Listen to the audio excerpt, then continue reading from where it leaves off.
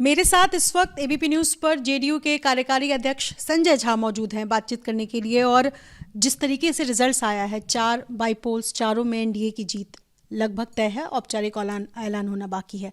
क्या संदेश देगी अब एनडीए जनता को? देखिए, एक लोकसभा में भी एक सिग्नल बिहार से था और ये रिजल्ट तो क्लियर है। 4 में से एक ही सीट एनडीए के पास था, 3 विपक्ष के पास था। अब चारों में चारों हम लोग जीत गए हैं। तो 2025 में हम लोगों का विधानसभा चुनाव है, एक उसके लिए भी मैसेज है।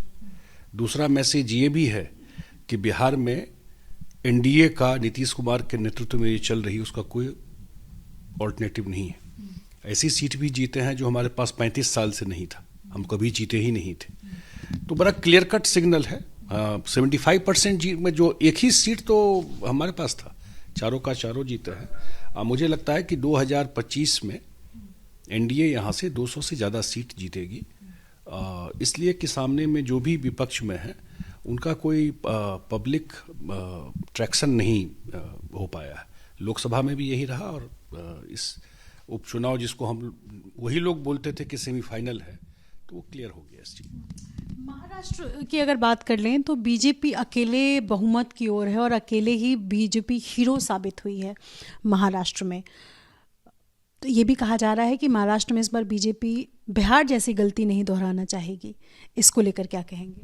नहीं, देखिए, बीजेपी के नेतृत्व जो है एनडीए को साथ में लेके चलने का वो हमेशा से वो रहा है। वो हम लोग पर्सनली भी हम लोग देखे हैं। और महाराष्ट्र में इतनी बड़ी जीत हुई है, लोकसभा तभी 1 साल भी नहीं हुआ, इतनी बड़ी जीत हुई है। इसका सबसे बड़ा सिग्नल ये है कि ये जो एक झूठ फैलाने का कोशिश किया गया था लोकसभा चुनाव में, और कभी कभी आप झूठ ऐसा करते हैं कि लोगों को थोड़ा उस पर क्षणिक ट्रस्ट भी हो जाता है। संविधान खतरे में है, तो ये तो मोदी जी का तब 11 साल हो गया, कौन संविधान खतरा में आ गया, ये चलाने की कोशिश की गई। जनता में ये लोग एक्सपोज हो चुके हैं। महाराष्ट्र का रिजल्ट यही सिग्नल है। कंपेयर कीजिए लोकसभा और अभी का रिजल्ट में। मुझे महाराष्ट्र के जो हमारे साथी बताते रहते थे कि लोकसभा में कन्फ्यूजन रह गया लास्ट तक। अब ये मैसेज दे दिया कि ये जो झूठ फैला रहे थे वो बात खत्म हो गई है। इसलिए मुझे लगता है कि महाराष्ट्र की बहुत बड़ी जीत है और बहुत बड़ा सिग्नल है। और मुझे लगता है कि आने वाले टाइम में जो एनडीए है, चाहे केंद्र में हो चाहे स्टेट में हो, उसमें जनता ने तय कर लिया है। नरेंद्र मोदी जी निर्विवाद रूप से देश के सबसे लोकप्रिय और सर्वमान्य नेता। अब झारखंड की भी बात कर लेते हैं, क्योंकि झारखंड में आपकी पार्टी भी चुनाव लड़ी है, बीजेपी और एलजेपी भी चुनाव लड़ी है, लेकिन उसके बावजूद जो एक्सपेक्टेड रिजल्ट्स था वो नहीं आया है। एक तो सवाल ये है कि क्या कमियां रही, इसका आकलन करेगी जेडीयू। दूसरा, आपको लगता है कि अगर जेडीयू ज़्यादा सीटों पर लड़ी होती तो रिजल्ट्स कुछ और होते? झारखंड का अभी आकलन नहीं कर सकते। अभी वहाँ जो मेरे पास फीडबैक है वो 1/3 ही काउंटिंग हुआ है। 7 या 8 राउंड, 22 राउंड का काउंटिंग होता है। तो मैं भी बात कर रहा था तो 7-8 राउंड का काउंटिंग हुआ है। थोड़ा अर्ली है इस पर कमेंट करना। 1 घंटा के बाद में भी हम लोग बेटर एसेस कर सकते हैं, एक फाइनल शेप आ जाए रिजल्ट का। अब नहीं देखते कितनी बार लोग सेलिब्रेट कर लेते हैं और पता नहीं रिजल्ट क्या आ जाता है। तभी 1 घंटा वेट कर ले। लेकिन झारखंड में मुझे लगता है कि अच्छी लड़ाई एनडीए की तरफ से रहा है। बहुत अच्छा लड़ाई एनडीए दे रहा है। तो 1 घंटा में थोड़ा स्पष्टता आ जाए वहाँ पर, फिर उस पर कुछ कमेंट कर पाएंगे तो बेटर होगा। ठीक है।